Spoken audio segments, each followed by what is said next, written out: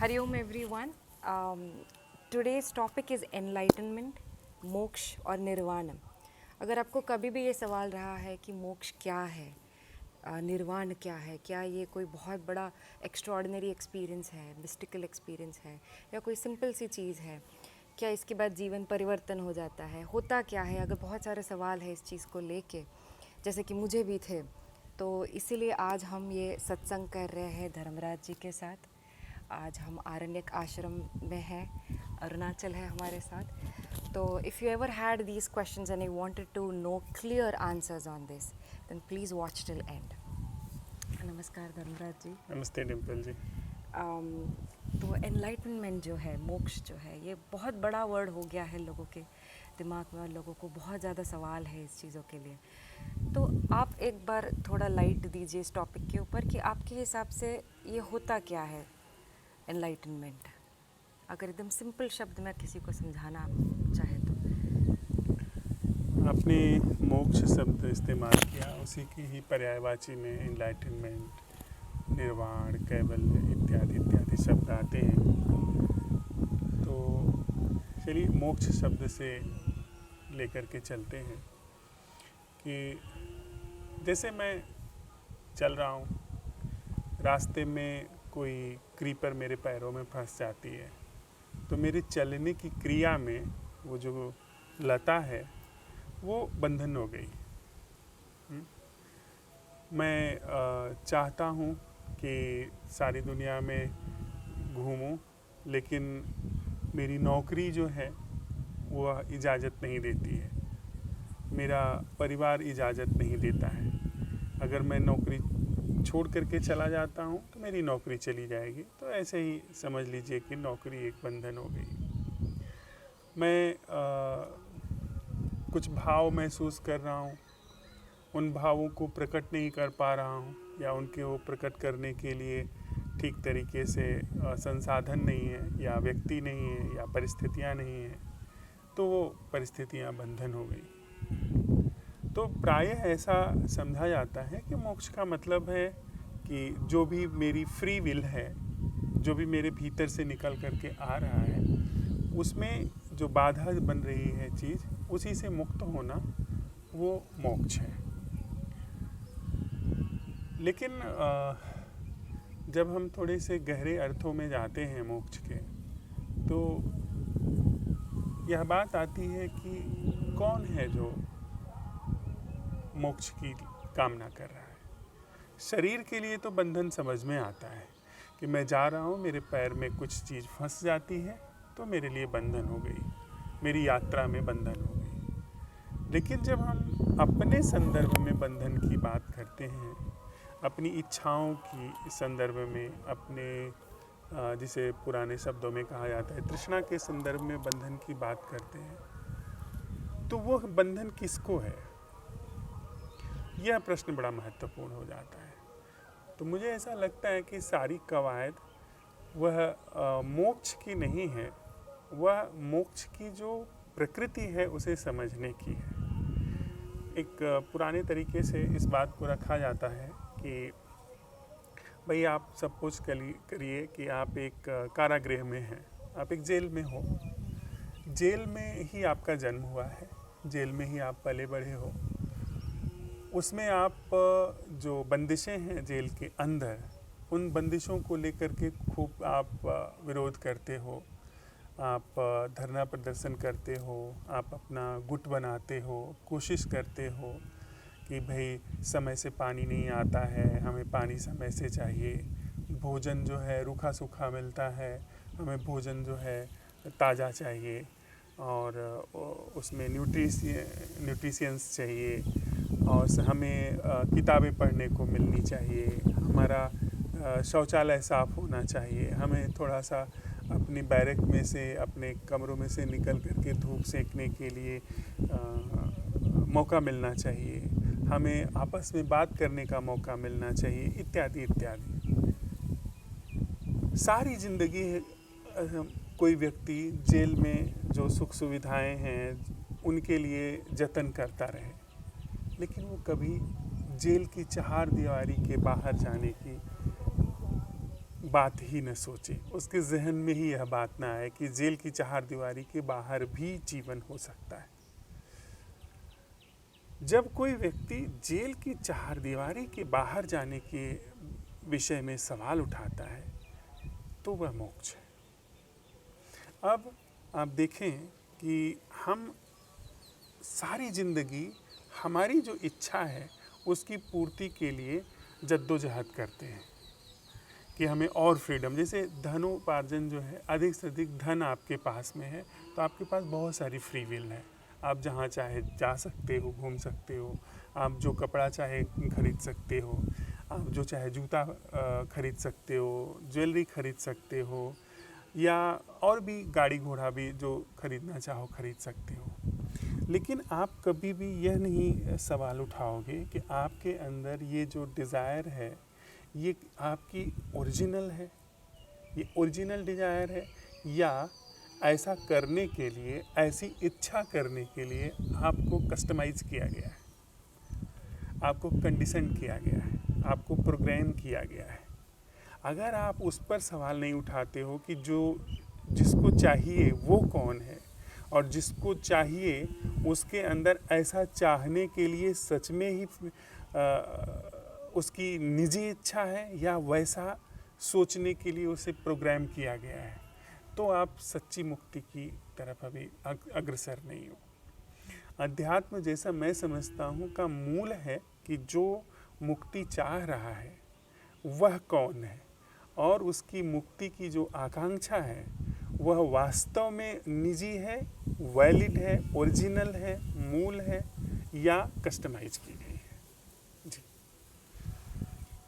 तो जितना मेरी समझ आया है कि आपने जो पहला उदाहरण दिया कि कोई चलना चाह रहा है रास्ते में और कोई क्रीपर या कुछ प्लांट या कुछ बाधा आ गई है बीच में, इसकी वजह से वो फ्रीडम नहीं मिल रही है, फ्री विल नहीं मिल रही है उसे घूमने की। तो जो अगर वो हटा दिया जाए बाधा तो आराम से कहीं भी घूम सके, तो उसे मोक्ष कहते हैं। उसे प्रायः अभी तक समझा जा रहा था कि मोक्ष है, लेकिन वह व्यक्ति कहीं जा ही क्यों रहा है, एक रास्ते में क्यों जा रहा है, वह जब तक नहीं समझा जाता है तब तक, मतलब जो जाने वाला है वह क्यों जा रहा है, किधर जा रहा है, उस ढंग को जब तक नहीं समझा जाता है तब तक तो मोक्ष की जो असली प्रकृति है उसे नहीं समझा जाता है। मतलब क्यों जा रहा है, कहाँ जा रहा है, ये मतलब किस तरह से मोक्ष की तरफ बढ़ना है, ये उधर ले जाएगा हमें, है ना। हाँ। तो वो तो बहुत बड़ा सवाल है, वो तो हम करेंगे ही, बट मैं जानना चाह रही थी कि जब हम मोक्ष की बात करते हैं तो ये जो बॉन्डेज से निकलना है, जैसे हमने बोला, सिंपल बात करते हैं कि अगर बाधाओं से निकलना है तो ये कौन सी बाधा है। जैसे कि आपने एक एग्जांपल बताया पैसों का, जिसके पास बहुत पैसा है, उनके पास फ्री विल ज़्यादा है, कभी भी कहीं भी कुछ भी ले सकता है, घूम सकता है, तो वो एक फ्रीडम आ गई। तो जब हम मोक्ष में हम फ्रीडम की बात करते हैं तो वो किस चीज़ से हम फ्री होना चाह रहे हैं, कौन सी बाधा। हाँ, मैं एक और भी उदाहरण रखूँ तो बात थोड़ा और स्पष्ट हो पाएगी।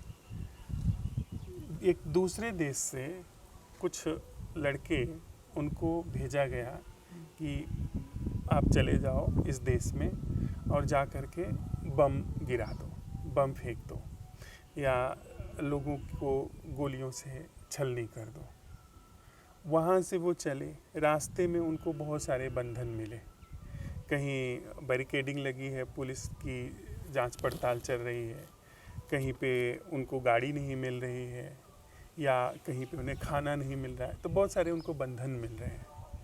यहाँ आकर के वो सफल भी हो सकते हैं, बहुत सारे लोगों को मार सकते हैं, या वो असफल भी हो सकते हैं। मतलब वो बंधन जो करना चाहते हैं उन बंधनों को तोड़ करके या उनसे आगे जा कर के जो अपना लक्ष्य है वो हासिल भी कर सकते हैं और नहीं भी कर सकते हैं। लेकिन उनको जा कर के कहीं किसी को दागना है, गोली मारना है, उनको ये सुझाया गया है ऐसा करके आप अपने राष्ट्र की सेवा करोगे, ऐसा करना वो आपको जन्नत की ओर लेकर के जाएगा, ऐसा करना आप धार्मिक कार्य कर रहे हो। यह वास्तव में उनके अंदर की ओरिजिनल इच्छा है या उनके अंदर यह चीज़ डाली गई है। अब वो समझ रहे हैं कि ये ओरिजिनल इच्छा है, वो अपनी मर्जी से ऐसा कर रहे हैं, लेकिन हकीकत ये नहीं है। सच्चाई ये है कि उनको वैसा सोचने के लिए, उनको वैसा देखने के लिए प्रोग्राम किया गया है। बचपन से ही उनको ये बात अंदर डाली गई है कि वो कि ऐसा ऐसा करने वाले लोग जन्नत जाते हैं, उनको ऊपर वाला जो है बहुत सम्मान देता है, इत्यादि इत्यादि, आप जानते हैं।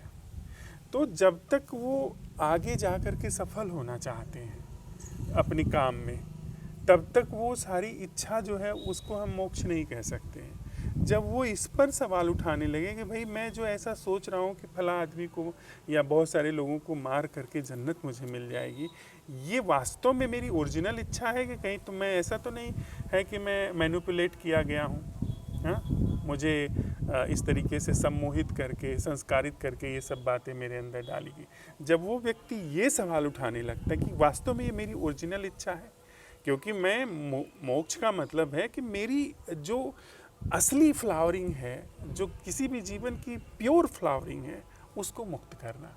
तो मैं तो किसी और का एजेंडा फॉलो कर रहा हूँ ना, मेरी अपनी फ्लावरिंग तो हुई ही नहीं, मुझे अपने होने का ही नहीं पता है कि मैं कौन हूँ, क्या हूँ। जब कोई व्यक्ति मैं कौन हूँ, ओरिजिनली कौन हूँ, न कि दूसरे ने जो बताया है वह, जब मैं उस पर सवाल उठाता हूँ, जब मैं अपनी शायद सारी डिजायर की ओरिजिनलिटी को वेरीफाई करना शुरू करता हूँ, तो वहाँ से मोक्ष की आकांक्षा शुरू होती है। मोक्ष की आकांक्षा शुरू होती है। यस। तो जहाँ तक कि मेरे को समझ आ रहा है, हम इसको कंडीशनिंग बोलते हैं जनरली। तो जैसे कि मैं मेरा एग्जांपल देती हूँ, मुझे बहुत याद आ रही है अभी आप ये इस बात कर रहे हैं। तो जैसे मैं बड़ी हुई थी मुंबई में, तो मुझे हमेशा से आसपास सब लोग मेरे फैमिली में भी इंजीनियर बनते थे, यूएस जाते थे, मास्टर्स करते थे। तो मेरा भी फिर ये सपना हो गया कि मैं भी इंजीनियर बनूंगी, मास्टर्स करूँगी, ऐसा ऐसा करूँगी। तो ये कंडीशनिंग, तो मुझे लगता था ये मेरा सपना है, मेरी इच्छा है, हाँ। और मैं उसकी तरफ बढ़ भी रही थी। फिर धीरे धीरे कर भी लिया मैंने इंजीनियरिंग। फिर समझ आया यार ये तो मेरी इच्छा थी ही नहीं, ये तो मेरे आसपास लोगों ने मेरे को इतना मतलब सुझाव दिया है या देखा है, और वो सोच के मैंने मना लिया कि ये तो मेरा फ्री विल है, ये तो मेरी डिज़ायर है, ये तो मेरा ड्रीम है। तो मैं कौन हूँ उस पर फिर धीरे धीरे मैंने बाद में जब पता चला कि ये इल्यूजन है, तब जाके तो पहले इल्यूजन देखना पड़ेगा, फिर तुम खुद का खोज कर सकते हो कि तुम्हारी क्या फ्लावरिंग है, तुम्हें क्या ढूंढना है। तो ये पहले तो कंडीशनिंग आइडेंटिफाई करनी पड़ेगी। और जब हम कहते हैं कि मोक्ष की आकांक्षा शुरू होती है, तो वो अंत कहाँ होती है? क्या उसका अंत कोई है? निश्चित रूप से अगर हम लोग पुराने ढंग की थोड़ी सी जांच पड़ताल करें, तो वो कहते हैं कि खुद को जान लेना मुक्ति है, यानी खुद के सच को जान लेना मुक्ति है। तो जैसे जैसे मैं अपने होने के सच को वेरीफाई करता जाऊंगा, वैसे वैसे मुक्ति अपने आप वहाँ पर उद्घाटित पाई जाएगी। जैसे मैंने यह जांच लिया, जैसे आपने अभी कहा कि भाई इंजीनियर बनना, वो तो मुझे सिखाया गया था कि ज़िंदगी का लक्ष्य है कि आप इंजीनियर बन जाइए, सारी दुनिया में घूम घूम करके कमाइए, पैसा इकट्ठा करिए, इत्यादि। आपने जब ये देखा कि नहीं, ये तो मेरी इच्छा नहीं है, ये मेरे माता पिता ने डाली है, मेरी ओरिजिनल इच्छा क्या है उसको मैं पहले जांचूं, तो वहाँ से आपने अपने को जांचना शुरू किया, अपनी थॉट्स, अपनी इच्छाओं को जांचना शुरू किया। वहीं से शुरुआत है, मतलब आप अपने को अब जानना शुरू कर रहे हो। तो जब तक मैं बंधन को बाहर देखता था, तब तक वो मोक्ष की साधना नहीं थी। जब मैं बंधन को भीतर देखना शुरू किया कि मेरी इच्छा क्या है, तो फिर मोक्ष की साधना शुरू हुई। जिसको मैं अपनी इच्छा कह रहा हूँ उसको देखना शुरू किया, तो मोक्ष की साधना शुरू हुई। अच्छा, अब जैसे जैसे आप भीतर प्रवेश करते हैं कि भाई जैसे जैसे जानते जाते हैं, जब हम जान लेते हैं कि भाई मेरी इच्छा नहीं है, तो चीज़ें छूट गई। ये तो मैं किसी दूसरे का एजेंडा फॉलो कर रहा हूँ, मैं दूसरे का एजेंडा क्यों फॉलो करूँ, सीधी सी बात है। तो आप उन सारी चीज़ों से मुक्त होते चले जाते हैं जो चीज़ें बाहर से डाली गई हैं। जो ओरिजिनल प्रश्न आता है डिम्पल जी, वह आता है कि इच्छाएं तो ठीक हैं, ये इच्छुक कौन है? यह मैं कौन हूँ जिसको ये सारी इच्छाएं आ रही हैं? जिसके ऊपर सारी इच्छाएं डाल दी गई थी। ये कौन है? क्या वास्तव में ये स्वयंभू सत्ता है? ये असली कोई एक चीज है वहां पर, जो कि वहां पर विद्यमान है? तो उसकी जैसे जैसे परख होती जाए, वैसे वैसे आप कह सकती हैं कि मोक्ष है, और उसकी सच में परख हो जाए। अब जैसे एक बात आती है कि जितनी भी चीज़ें मुझे महसूस होती हैं, जितनी भी चीज़ें मुझे समझ में आती हैं, वो सारी की सारी चीज़ें हमेशा एक माध्यम को लेकर के आती हैं, मीडियम। जैसे मैं कोई चीज़ खाता हूँ तो मुझे जो स्वाद की अनुभूति होती है उसके लिए जिह्वा माध्यम है। मुझे जो दृश्य दिखाई पड़ता है उसके लिए आँख माध्यम है। तो मैं वह चीज़ नहीं देखता हूँ जो वास्तव में होती है, मैं देखता हूँ जो माध्यम मुझे बताता है। मैं किसी व्यक्ति को समझना चाहता हूँ तो उसके लिए मेरा मन माध्यम है, मेरी बुद्धि माध्यम है, मेरे इमोशंस माध्यम है। उन सारी चीज़ों के साथ में मैं किसी के विषय में एक कैलकुलेशन करता हूँ, छानबीन करता हूँ, अपनी बुद्धि में सोचता हूँ, फिर एक निर्णय पर पहुँचता हूँ। अब बात चल रही है कि मैं ओरिजिनली क्या हूँ। अब ज़रा समझिए इस बात को कि ओरिजिनली मैं क्या हूँ। जैसे मोक्ष के लिए मुझे अपने को जानना है, तो मैं अपने को ओरिजिनली मैं क्या हूँ जानने के लिए मुझे किसी माध्यम का सहारा छोड़ना पड़ेगा। क्योंकि अगर मैं खुद को जानने के क्रम में किसी माध्यम को बीच में ला रहा हूँ तो माध्यम जो बताएगा वो मैं जानूंगा, माध्यम के अंदर जो क्षमता होगी वो जानूंगा। मैं खुद को तो नहीं जानूंगा ना, मेरी ओरिजिनलिटी वो नहीं जानी जा सकेगी। आप समझ रही हैं इस बात को? इसलिए मुझे सारे माध्यमों को छोड़ना पड़ेगा। मतलब मेरी बुद्धि में जितने भी माध्यम आते हैं उनको छोड़ना पड़ेगा। मेरी बुद्धि कहती है मैं आत्मा हूँ, मेरी बुद्धि कहती है कि नहीं, आत्मा जैसी कोई चीज़ नहीं होती है। मुझे अपनी बुद्धि को एक तरफ हटा करके जैसा जो है वैसा मुझे देखना पड़ेगा। और इस देखने के क्रम में जब तक मुझे कोई रिजल्ट पता चलता चल रहा है, उन सारे रिजल्टों को एक तरफ सरकाते रहना होगा। क्योंकि जो भी रिजल्ट अभी आ रहा है, मुझे एक अनुभूति हो रही है, मान लीजिए कि मैं बड़ा शांत महसूस कर रहा हूँ, अगले पल में मैं अशांत हो जाता हूँ, तो इसका मतलब वो शांत होना मेरा स्वभाव नहीं है। मैं अभी अशांत हूँ, अगले पल में शांत हो जाता हूँ, तो इसका मतलब मेरा स्वभाव अशांत होना भी नहीं है। अभी मैं भरा हुआ महसूस करता हूँ, बहुत सारे विचार हैं, अगले क्षण हो सकता है मैं भीतर कुछ भी भरा महसूस न करूँ, तो इसका मतलब मेरा स्वभाव न भरा हुआ है न मेरा स्वभाव खाली होना है। तो मैं सारे रिजल्टों को भी, जितने भी रिजल्ट आ रहे हैं उनको मैं स्वीकार नहीं कर सकता हूँ। समझ रही हैं आप बात?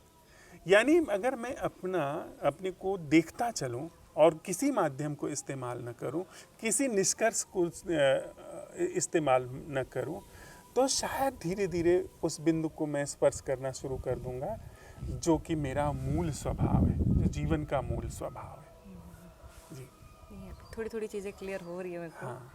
कि जैसे कि मोक्ष की साधना शुरू कहाँ से होती है, जैसे आपने बताया, पहले तो कंडीशनिंग इल्यूजन को आइडेंटिफाई करो, जी, फिर वहाँ से निकलो और खुद को पहचानो कि तुम्हारी ओरिजिनल इच्छा क्या है।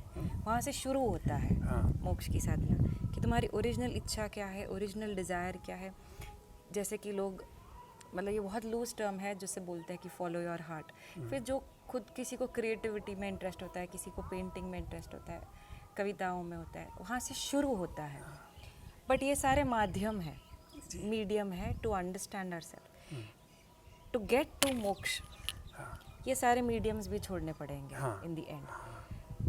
बुद्धि के भी जो हमने बना रखे हैं कॉन्सेप्ट्स, वो सब भी छोड़ने होंगे। सारे ज्ञान के कॉन्सेप्ट, जो पढ़ा लिखा भी है मोक्ष के बारे में, वो सब कुछ छोड़ना पड़ेगा। और फिर खुद को ऑब्जर्व करना है।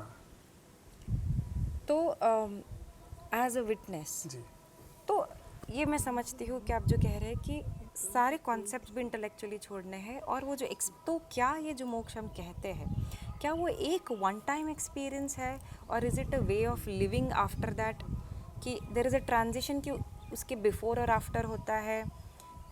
तो ये यहाँ पे बहुत सारा कन्फ्यूजन है। हाँ, इसको हम अभी देख सकते हैं। जब हम कहते हैं कि वन टाइम एक्सपीरियंस, जैसे आपने एक बार शक्कर चख लिया तो आपका वन टाइम एक्सपीरियंस हो गया कि शक्कर मीठी होती है।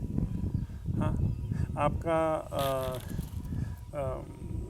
कोई आप व्यंजन बनाना जानते हैं तो वो उसको आप वन टाइम एक्सपीरियंस नहीं कह सकते, क्योंकि आज हो सकता है कि आँच तेज़ हो, कल हो सकता है कि आँच मध्यम पड़ जाए। तो आपकी बहुत सारी परिस्थितियों के आधार पर हमारे जो एक्सपीरियंस हैं वो चेंज होते रहते हैं। तो हमारा मन वन टाइम एक्सपीरियंस को समझता है, हमारा मन स्थायी अस्थायी अनुभवों को समझता है कि जो बदलने वाले अनुभव हैं। इन दोनों ही चीज़ों को हम ये देख सकते हैं कि दोनों ही चीज़ें बुद्धि के माध्यम से आती हैं। जो रियल रियलाइजेशन है न तो वो वन टाइम है और न ही वो सतत चलने वाला अनुभव है। किस चीज़ को मैं वन टाइम अनुभव करूं? मान लीजिए मैं कहता हूं कि शून्य जो है वो वन टाइम है, कि शून्य वहाँ पर बना, लेकिन ऐसा होता नहीं है। हमारा मन बदल जाता है। अभी जो मुझे खालीपन का एहसास होता है, अगले पल भरेपन का एहसास हो जाता है। तो जब भरेपन का एहसास होता है तो खालीपन का एहसास तो रिप्लेस हो गया ना। तो कोई भी चीज़ जो एक बार में समझ में आती है, या कोई भी चीज़ जो लगातार समझ में आती रहती है, या लगातार उसमें परिवर्तन होता रहता है, वह मेरा अनुभव, वह मेरा मूल होना, या वह जीवन का मूल होना कैसे हो सकता है? यानी हम इस तरीके से इस चीज़ को देख सकते हैं कि शायद वह ऐसी चीज़ है जो न तो वन टाइम है, न तो सतत चलने वाली प्रक्रिया है। जैसे समय, अब इसमें थोड़ा समय को लेकर के अगर हम प्रवेश करें, अनुभव का मतलब है कि कोई अनुभोक्ता पीछे है, मेरी कोई पहले की समझ है जिसके आधार पर मैं किसी चीज़ का अनुभव करता हूँ। अगर मैं किसी चीज़ का अनुभव कर रहा हूँ और उसके पीछे मेरे पहले का अनुभोक्ता है जो कल्चर किया गया है, कंडीशन किया गया है, तो इसका मतलब वो सच्चा अनुभव नहीं है, वह अतीत के आधार पर आ रहा है। मैं कोई चीज़ अनुभव करना चाहता हूँ, उसके हिसाब से खुद को शेप कर रहा हूँ, तो जो भी चीज़ें मुझे अनुभव होंगी भविष्य में वो ओरिजिनल नहीं होंगी, वो मेरी डिज़ायर का परिणाम होंगी।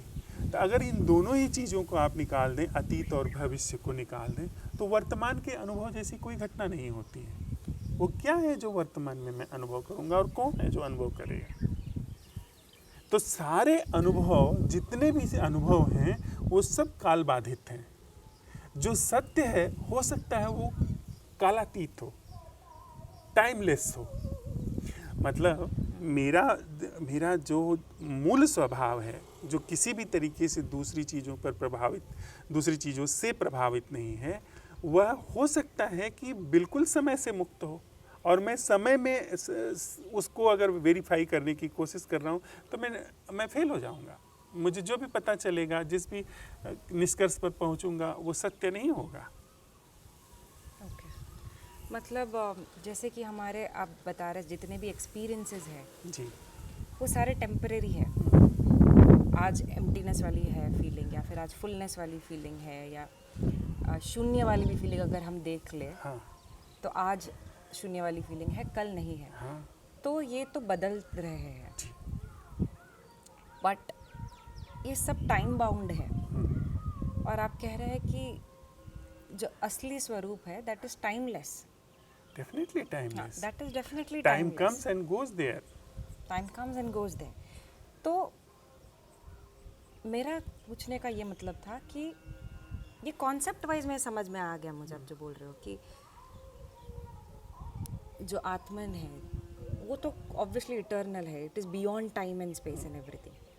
बट अगर हम इंसान की बात करें, तो अगर कोई इंसान को अगर मोक्ष मिल रहा है, जैसे हम बोलते हैं ऋषि व मुनि वगैरह थे, रमन महर्षि थे, तो ये एक पॉइंट ऑफ टाइम पे उनका होता है ट्रांजिशन, मतलब फॉर अस नॉर्मल लोगों के लिए वो तो टाइम के परे हो गए हैं। बट अगर हम जो देखें 3D वर्ल्ड से, तो क्या हम देख सकते हैं क्या वो एक पॉइंट ऑफ टाइम से उनका ट्रांजिशन हो रहा है और फिर वो टाइम के परे हुए हैं, कि वो एक ग्रेजुअल प्रोसेस है? यहाँ पे मुझे अभी भी थोड़ा कन्फ्यूजन है कि वो शायद हमारे लिए ही वो है कि टाइम से बाउंड है, but for him it is beyond time. तो इसको किस तरह से समझ सकते हैं? मतलब अभी जैसे आपने महर्षि रमन का नाम लिया, तो एक बड़ी सुंदर तरीके से उनकी शिक्षा आती है कि आप खुद से पूछो कि मैं कौन हूँ, और जब तक उत्तर आता चला जाए तब तक आप उन सारे उत्तरों को रिजेक्ट करते चले जाओ। कोई उत्तर एडमिट मत करो। और जब कोई उत्तर नहीं आता है, आप खुद से पूछते हो कोई उत्तर नहीं आता है, तो शायद आप ठीक जगह पर हो, ठीक जगह पर पहुंच पाए। मतलब कहने का आशय है, यदि मैं खुद को देख रहा हूँ और अपने भीतर चलने वाली सारी प्रक्रियाओं को देख रहा हूँ, सोच विचार को देख रहा हूँ, भावों को देख रहा हूँ, आते जाते अनुभवों को देख रहा हूँ, तो इन सब को देखते देखते धीरे धीरे मैं शायद इस पूरे देखने के क्रम में एक ऐसे धरातल को स्पर्श करना शुरू करूं जो कि वहाँ पर है लेकिन उसे अनुभव नहीं किया जा सकता, या ऐसा भी नहीं है कि अनुभव नहीं किया जा सकता। हाँ, मतलब कहने का मेरा जो आशय है कि यदि मैं खुद की तरफ देखना शुरू किया, जैसा अभी हमने बात करी कि बिना किसी माध्यम के, बिना उसको सही ठहराए, जब हम सही ठहराते हैं तो एक माध्यम होता है। हमारी बुद्धि कहती है अपने आंकड़ों के हिसाब से कि ये सही है, तो बुद्धि माध्यम है। हम सही नहीं कह रहे हैं, उसे सिर्फ देख रहे हैं, यानी हम खुद के होने को, खुद के टेक्सचर को, बनावट को देख रहे हैं, जांच रहे हैं, उनको पहचान रहे हैं, और बुद्धि का इस्तेमाल नहीं कर रहे हैं कि ये सही है।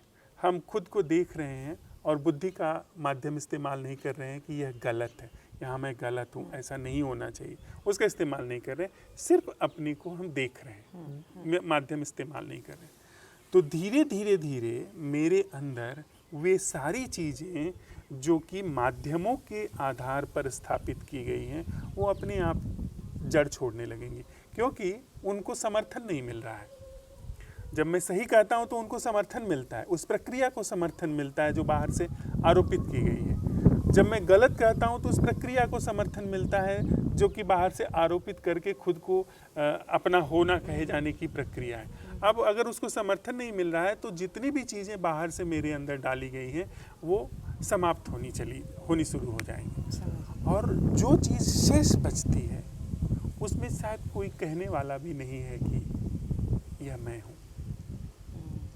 एक और सवाल था इससे रिलेटेड कि जिसे मोक्ष प्राप्त हो जाता है, क्या उनके बिहेवियर में या थिंकिंग में कुछ डिफरेंस आता है? तो वो क्या डिफरेंस होगा? देखिए, ये थोड़ा सा मैं दूसरी तरफ से इस बात को समझ पाता हूँ कि हम जिस डिफरेंस को आधार बना करके मुक्ति की घोषणा करते हैं, मोक्ष की घोषणा करते हैं, ऐसा हम समझते हैं कि इन लक्षणों को उपलब्ध व्यक्ति मुक्त होगा।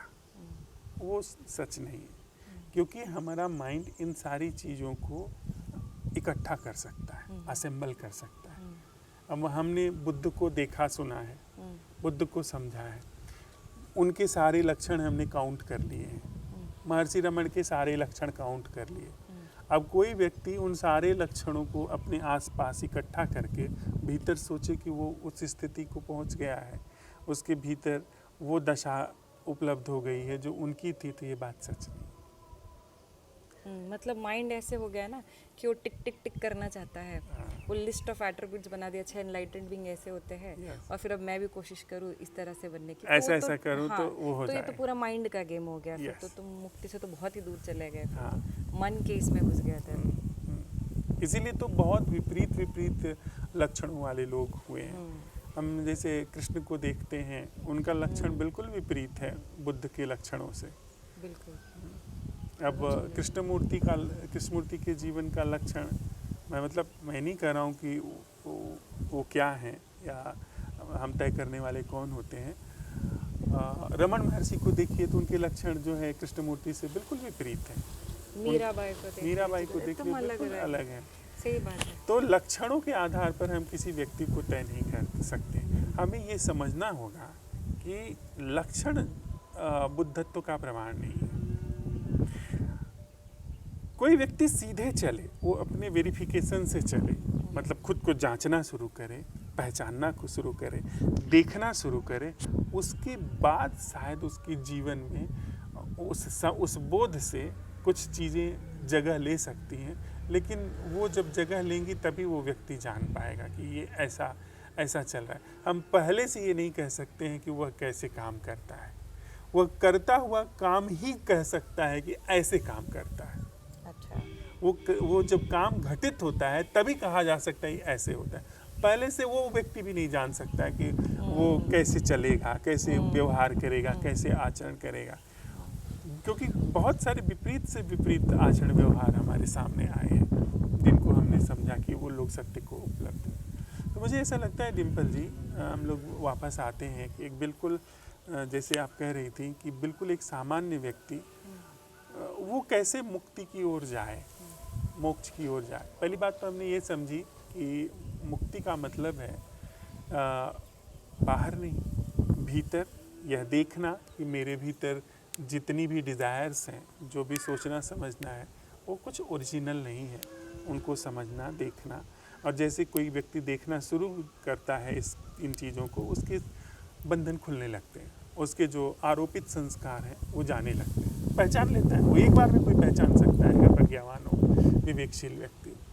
फिर उसी की ही एक घटना है जिसे हम अहंकार कहते हैं, मैं। उसको भी यदि कोई व्यक्ति देखना शुरू करे, उसके ढंगों को देखना शुरू करे, उसके इंटेंशंस को, उसके मोटिव्स को, उसके मूड्स को, उसके पैटर्न्स को, अगर वो बिना मीडियम के देखना शुरू करे, तो धीरे धीरे व्यक्ति के अंदर वह सारी चीज़ें जो बाहर से आरोपित हैं गलनी शुरू हो जाएंगी।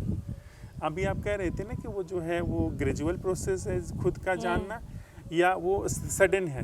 ये बहुत सारी ये बात चली कि सडन इनलाइटनमेंट या प्रोसेस होता ही है इनलाइटन। व्यक्ति के ऊपर निर्भर करता है कि वो अपनी चीज़ों को जो बाहर से आरोपित है कितनी त्वरा से देखता है, कितनी त्वरा से उन पर उसका आलोक पड़ता है। जितनी त्वरा से पड़ेगा आलोक, उतनी त्वरा से वो चीज़ें छटेंगी। अब आप एक बंद कमरे में बैठे हो, जितनी त्वरा से आप खिड़की दरवाजे खोल दोगे उतनी त्वरा से भीतर रोशनी आ जाएगी। इसमें जो रोशनी की घटना है उसका सडन घटी है वो या प्रोसेस में घटी है। सूरज की घटना जो है वो न तो सडन है न तो प्रोसेस, वो तो विद्यमान है। हमारे आपके ऊपर है कि हमें पूरा समझ में आ जाए, इमीडिएटली हम जाकर खिड़की दरवाज़ा खोलें। हम बैठ करके सोचते रहें कि हाँ खिड़की खोलने पे ये खतरा हो सकता है, दरवाज़ा खोलने पे ये खतरा, तो ये it's up to us. Right, जी समझ गई। तो बहुत सारे पॉइंट्स हैं, मैं एक बार समराइज़ कर लेती हूँ ऑडियंस के लिए।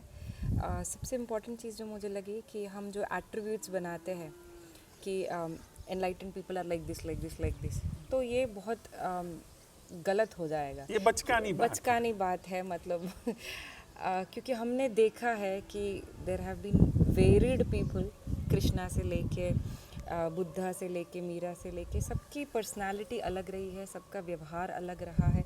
रमन महर्षि का अलग रहा है, रामकृष्ण का अलग रहा है। तो we should not have like a set attributes, क्योंकि अगर तुम वो करने जाओगे तो तुम गलत रास्ते पे ही जाओगे। सब जिसके साथ घटित हो रहा है उसे खुद को भी नहीं पता कि वो किस तरह से फ्लावरिंग होगी उसकी। तो मैं ये समझती हूँ ये कि जैसे फूल होते हैं फॉरेस्ट में, सारे फूल अलग अलग होते हैं, सबका कलर भी अलग होता है, सबकी सुगंध भी अलग होती है, किसी की सुगंध नहीं भी होती है। तो मुझे लगता है कि मेरा ऐसा परसेप्शन है कि फ्लावरिंग जैसे हम कहते हैं, कौन सा कोई फूल बन सकता है, उसका सब एक तरह के फूल तो बनेंगे नहीं, बट फूल बनना आवश्यक है।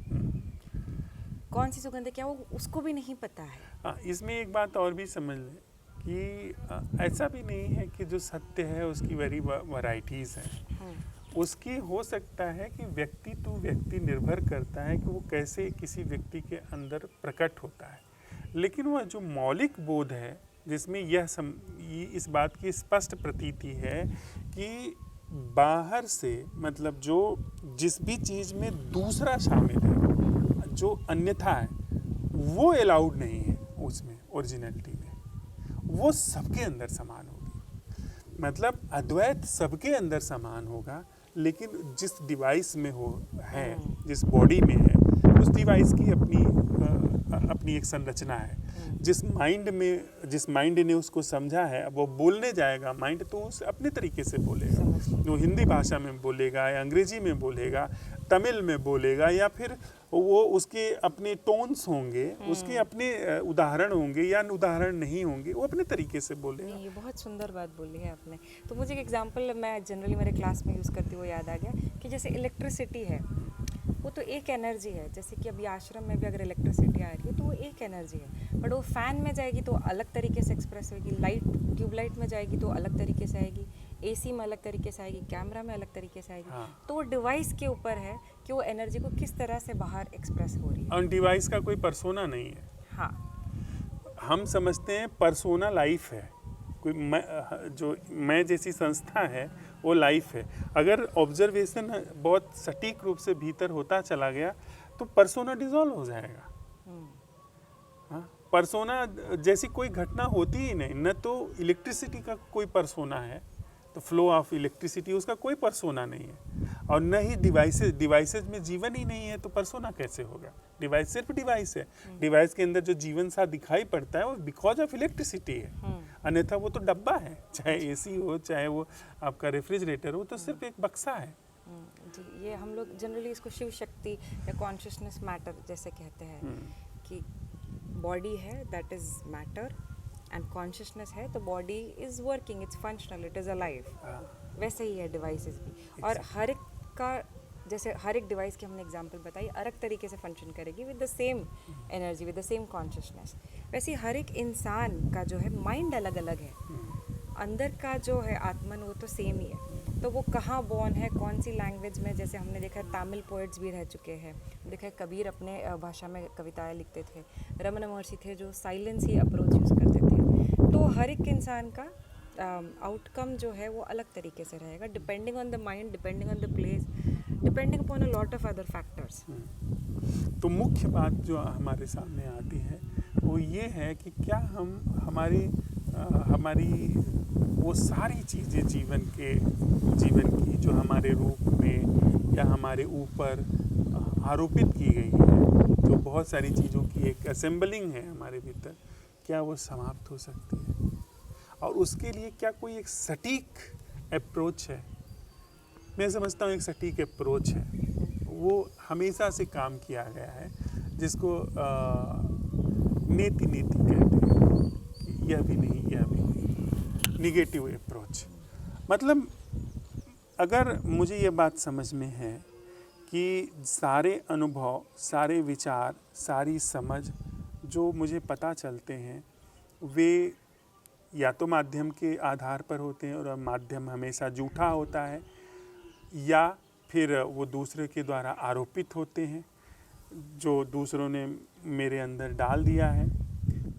और मैं ये सवाल उठाता हूँ कि वह क्या है जो किसी भी माध्यम और किसी भी तरीके के बाहर के प्रभाव या आरोपण से मुक्त है। तो शायद मेरा जो मेरी जो एक्सप्लोरेशन है वो वहाँ जा कर के अपने आप टिक सकती है जो ओरिजिनल है। लेकिन मुझे ये सावधानी रखनी पड़ेगी कि मुझे उत्तर ना आए। मतलब अगर मुझे उत्तर आ रहा है तो मैं तो बना हुआ हूँ ना, जो भाई मुझे उत्तर आ रहा है, मैं समझ पा रहा हूँ, तो कैसे समझूंगा? अपने अनुभव से समझूंगा, अपने विचार से समझूंगा, और विचार और अनुभव जो है वो सेकंड हैंड है।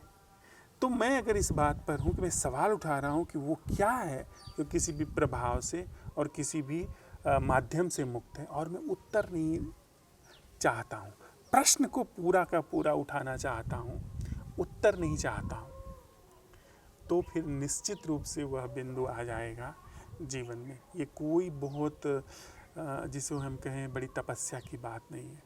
कोई अगर पानीदार आदमी होगा या औरत, जो भी, उसमें लिंग भेद नहीं है, ये चुटकी में इस बात को जांच लेगा। इसमें किसी भी गुरु की या किसी बड़ी लंबी चौड़ी परंपरा की बहुत त्याग, तपस्या, साधना की ज़रूरत नहीं है। इनमें उलझा हुआ, इनमें डूबा हुआ मन धोखे में भी जा सकता है। जैसे एक सिंपल सा उदाहरण देता हूँ डिम्पल, कि क्या मैं बिना जूठा किए थूक सकता हूँ? बिना जूठा किए थूक सकते हो? हाँ, नहीं, कैसे होगा? मतलब थूकना मतलब जूठा होना। हाँ, इसका मतलब है कि ओरिजिनल जो है उसको मैं महसूस नहीं कर सकता। ओके। मेरे महसूस करने का मतलब ही है जूठा हो गया। मुझे समझ में आने का मतलब है जूठा हो गया। मैं यहाँ तक भी कहता हूँ कि मुझे नहीं समझ में आ रहा है तो भी वो जूठा हो गया।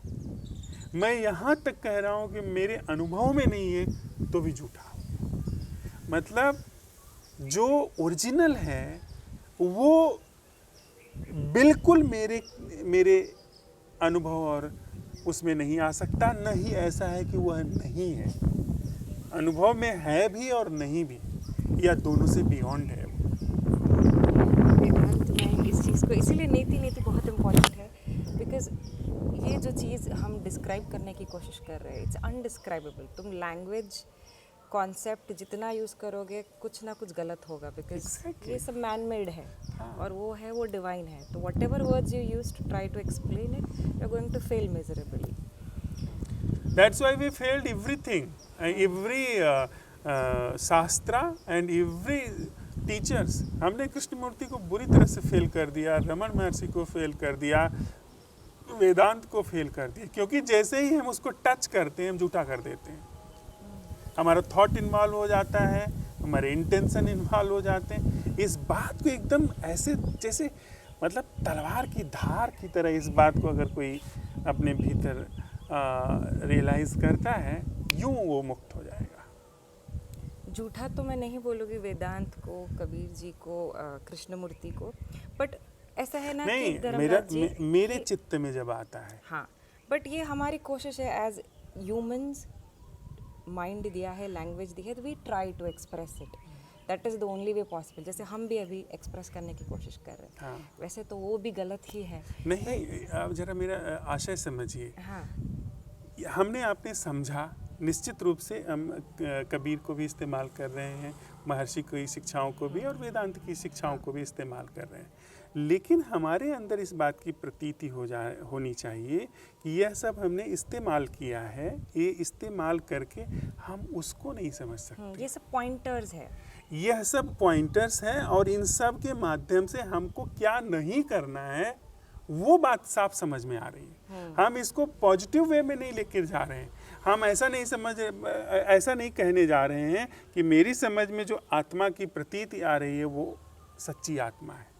हम जब आत्मा की खोज में जा रहे हैं तो अपनी इस डिवाइस को उसे टच नहीं करने देंगे। मतलब फिर हम इस डिवाइस का इस्तेमाल आत्मबोध के लिए नहीं इस्तेमाल करने जा रहे हैं। इस डिवाइस के प्रति हमारे अंदर संपूर्ण सजगता रहेगी कि ये डिवाइस साइलेंट हो जाए, ये डिवाइस अपनी लिमिट में रुक जाए। ये डिवाइस अपनी लिमिट में रुकती है तो फिर अपने आप वह चीज़ मेरे जीवन में उतर सकती है जो कि झूठी नहीं।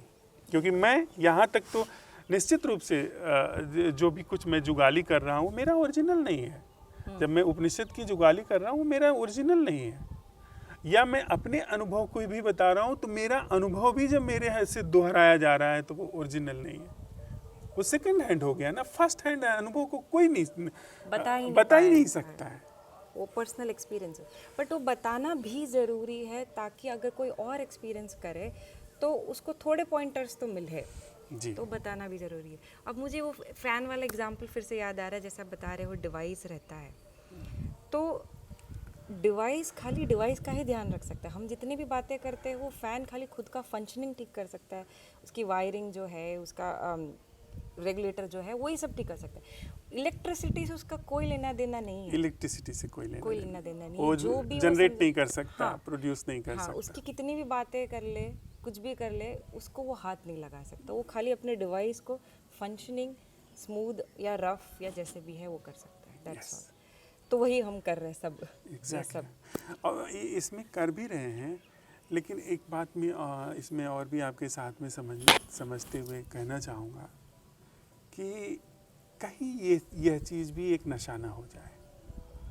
इसको व्यक्ति को बहुत तेज़ी से इसमें जाना चाहिए, अन्यथा ये बहुत गहरा नशा हो जाता है। हम वही बात दोहराएंगे कि वो जो कहानी है कि शिकारी आएगा, दाना डालेगा, लोभ के बस उसमें फंसना मत। फिर हम शायद रट्टू तोता हो जाएंगे, लेकिन जीवन वही होता रहेगा। इसमें एकदम मतलब बहुत चांसेस हैं कि व्यक्ति वो सारी चीज़ें, तो हम सब तो वही सब रिपीट में ही कर रहे हैं, वो सब्जेक्ट जैसा हो गया है। जी। तो एक और बात है मुझे याद आ रही है जब कह रहे थे बीच में कि वो विंडोज़ खोलने जैसा है। रोशनी तो उधर है ही, सन तो है ही, उसको तो हम हाथ नहीं लगा सकते, बट हम कितनी जल्दी सारे दरवाजे पर्दे खोल सके समझ के। हाँ, तो कोई किसी को सालों में लग जाता है, किसी को जन्मों लग जाता है, किसी को पल भर में मिल जाता है। तो इसका भी कोई डेफिनेट पीरियड नहीं है। अपनी त्वरा पर निर्भर करता है। हाँ, अपने सुनने पर निर्भर करता है, अपने आपकी संवेदना पर निर्भर करता है, आपकी विवेक पर निर्भर करता है। ये सारी चीज़ें डिपेंड्स। और एक बात इनसे सबसे पीछे आ रही, every one is responsible for him और हर सिक। ये एक पता नहीं कैसे ये बात गहरे में सच है, वेरीफाइड है कि कोई कितना भी दुख में हो, अपने दुख का जिम्मेदार वो खुद है। क्योंकि आत्मज्ञान जो सत्य का बोध है, उसकी तरफ से कोई भी पर्दा नहीं है, उसकी तरफ से कोई बाधा नहीं डाली गई है कि उसे समझ लिया जाए, उसको जीवन में उतार दिया जाए। यह किसी भी आत्मज्ञान के साधक को, हम ऐसे शब्द इस्तेमाल करें, वो समझ लेना चाहिए गहरे में कि उसके कल्याण का भी वही मार्ग है, वही अपना कल्याण कर सकता है, और वही अपने विनाश का भी कारण है। अगर उसके जीवन में दुख है तो वो कारण है। आप यह बात तो हमारी आपकी कई बार हुई है कि जब तक मेरे दुख का कारण कोई दूसरा है, तब तक अध्यात्म शुरू नहीं होता। अकाउंटेबिलिटी लेना ज़रूरी है। हम किसी और को नहीं, बहुत लोग क्या करते हैं, कर्म को ब्लेम कर देते हैं, मेरे पिछले कर्म ऐसे होंगे इसलिए ऐसा हो रहा है। तो पूरी अकाउंटेबिलिटी, पूरी रिस्पॉन्सिबिलिटी खुद के एक्शंस का लेनी at this moment is very important. इससे तो मैं बिल्कुल सहमत हूँ। एक और सवाल जो मेरे दिमाग में आ रहा था मोक्ष को ही लेके, क्योंकि हमारा ये टॉपिक है, तो किसी को अगर फास्ट ट्रैक करना हो, जैसे आपने बोला पर्दा वर्दा खोलना, जन्मों लग जाते हैं लोगों को, तो अगर किसी को फास्ट ट्रैक करना है तो क्या कर सकता है? अगर कोई ऑर्डिनरी इंसान हो जिसको नहीं टाइम वेस्ट करना है इतना सब, तो क्या कर सकता है? कोई सिंपल स्टेप्स ऐसे आप बता सकते? अगर कोई व्यक्ति हम इस चीज़ को समझ रहा है कि उसे डिले नहीं करना है, ऑलरेडी वो समझ लिया है, वो नहीं करेगा डिले। तो ये जानना बहुत जरूरी है कि ग्रेविटी ऑफ द सिचुएशन, जितना जल्दी समझ में आएगा कितना एवरीथिंग डिपेंड्स ऑन वन। वो कबीर जी का एक दोहा याद आ रहा है मुझे, मुझको कहाँ ढूंढे रे बंदे। हाँ, मैं तो तेरे पास में, खोजी हुए तो तुरंत मिली हूँ, पल भर की तलाश में, वो याद आ रहा है। तो ये ऐसा है कि भले कोई माने चाहे ना माने, लेकिन कोई भी व्यक्ति यदि सोया हुआ है तो उसे जगाया जा सकता है, लेकिन अगर कोई बन के सोया हुआ है तो नहीं जगाया जा सकता है। हम आप बन के सोए हुए हैं, चाहे जितना हम अपने को कन्विंस कर लें, और डीप डाउन आप जाएंगे, जो लोग भी गहरे में जा कर के देखते हैं, वो ये पाते हैं कि आदमी ने स्वांग किया है, अपनी बेहोशी का वो खुद जिम्मेदार है।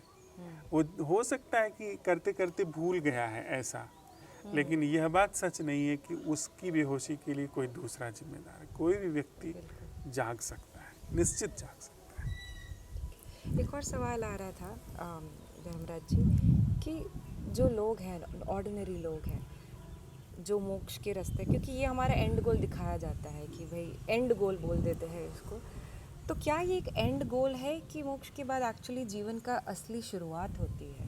हाँ ना, ये तो बात बिल्कुल स्पष्टता से समझ लेनी चाहिए कि मुक्ति के बाद सच में ही जीवन शुरू होता है। अभी इंसान मतलब कली भी नहीं खुली है, जो उसकी फ्लावरिंग है, इक्का दुक्का कोई फूल खिला दिखाई पड़ता है, रमणा जैसा फूल खिला दिखाई पड़ता है। उनकी पूरी एनर्जी उनके माध्यम से कुछ अलग ही अभिव्यक्त हुआ दिखाई पड़ता है। हम सबकी तो स्थिति ऐसी है जैसे कि कोई कली बंद हो और वो कभी खिली ना हो। बहुत कली को खूब बढ़िया सा धोती पहना दीजिए, साड़ी पहना दीजिए, खूब अच्छे से उसको सजा संवार दीजिए, लेकिन भैया जब तक वो खिलेगी नहीं तब तक उसकी महिमा नहीं है। सही बात है। तो वहाँ से जिंदगी की शुरुआत होती है। जिंदगी शुरुआत होती है। होती है। ओरिजिनलिटी उसकी जब टच हाँ। होती है तब जो पता नहीं इस अस्तित्व ने क्या उसके अंदर पिरोया है, क्या वो उसके खिलेगा अंदर तभी पता चलेगा। तभी पता चलेगा। और किस आयाम में खिलेगा उसको पता चले। जैसे हमारे आयाम जो बड़े फिजिकल हैं, हाँ। हो सकता है कि चेतना के बहुत गहरे आयाम हो जिनकी अभी हमको खबर ही नहीं है, उन आयामों में व्यक्ति खिल सकता है। एक और हम जो ये बात कर रहे हैं खिलने की, फूल के खिलने की, आप जैसे हम कह रहे हैं मोक्ष के बाद ज़िंदगी की शुरुआत होती है, तो ये क्या इस चीज़ का कोई तो लिटमस टेस्ट होगा? क्योंकि अगर नॉर्मल लोग जो है जानना चाहते हैं इस चीज़ को, तो इसका कोई लिटमस टेस्ट हो सकता है?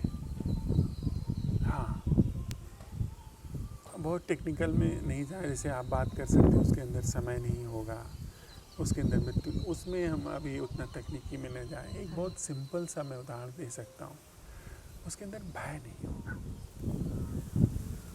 फियरलेसनेस। भय नहीं होगा, स्पेशली साइकोलॉजिकली भय नहीं होगा। मतलब हम कहते हैं ना कि उसके जीवन में कुछ भी होता हो, गहरे तल पे ही शी विल नॉट माइंड। डुबा दो, डूब जाएगा। डूबना उस समझेगा प्रसाद है अस्तित्व का। उबार दो, उबर जाएगा। लेकिन गहरे में ये समझेगा कि it is nothing to do with me. मैं नहीं हूँ जो उबर रहा हूँ, मैं नहीं हूँ जो डूब रहा हूँ, वो उस चीज़ से क्रॉस कर जाएगा। मतलब मौलिक चीज़ जो है वो खत्म, मतलब तृष्णा खत्म होगी। ऐसा ही होना चाहिए, ऐसा ही बने रहना चाहिए, वो चीज़ नहीं होगी उसके भीतर डीप डाउन। आइडेंटिफिकेशन नहीं रहेगी, ऐसा ही रहना है या वैसा ही रहना है, जो भी हो रहा है, जैसा भी दिख रहा है, जैसा भी हो रहा है।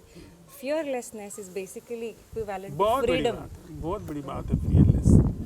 मतलब ये मैं समझता हूँ समाधि के मूल लक्षणों में से एक है फियरलेसनेस। तभी तो फ्रीडम हम कह पाएंगे ना, फ्री विल है। जब फियर हट जाएगा तभी तो तुम जो मन मर्जी। जब तक आपका कोई भी आग्रह है, आप डरे हैं, जब तक आप चाहते हैं कि नहीं मैं ऐसे नहीं ऐसे दिखूं दुनिया के सामने, you are not free at all. Mahavir जैसे लोगों ने तो वस्त्र उतार दिए, वो एक सांकेतिक घोषणा थी कि मैं डर नहीं रहा हूँ। मतलब अब डर नहीं है, जो समझना है नहीं, जिसको जो समझना है समझो। बहुत सुंदर। पूरा आप जब तक यहाँ पर हैं, पूरा अपने को लगा करके, पूरा अपने को मांझ करके, मैं तो कहता हूँ कि यहाँ से आप मोक्ष को प्राप्ति करके तब जाइए। 3 दिन क्या। ठीक है, धन्यवाद धर्मराज। धन्यवाद डिम्पल जी। And thank you everyone who is watching till the end. And so I'm here in Aranyak for 3 days.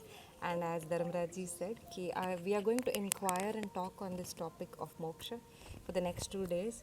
So it looks like it's going to be a series. So stay included. Thank you. Thank you.